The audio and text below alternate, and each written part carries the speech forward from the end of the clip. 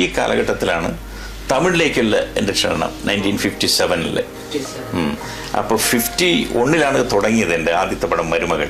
51 December 26 ആദ്യമായിട്ട് ഞാൻ ക്യാമറയെ face ചെയ്യുന്നത്. അത് കഴിഞ്ഞ് 57 തമിഴിലേക്കുള്ള ക്ഷണമാണ്. അപ്പോൾ തമിഴിലെ ആദ്യത്തെ പടം തൈ പിറന്താൽ വഴി പിറക്കും എന്നുള്ളതാണ്. അന്നാണ് നമ്മുടെ ശ്രീ MGR ഞാൻ അവിടെ വെച്ച് കാണുന്ന മറിയില്ല ചൊല്ലി.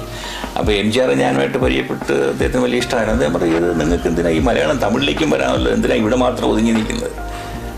നമ്മൾ ചേട്ടാ എനിക്ക് തമിഴൊന്നും വലിയ പിടിയില്ല. ഞാൻ എൻ്റെ തമിഴിലടിച്ചു. ഈ തമിഴൊക്കെ മതി, സിനിമയ്ക്ക് വരാൻ ഇതൊക്കെ ധാരാളം മതി. ഇവിടെയാണ് AK വേലൻ എന്ന് പറഞ്ഞ ഒരു പ്രൊഡ്യൂസറാണ് ഇവിടെ നിന്ന് ക്ഷണിക്കുന്നത്.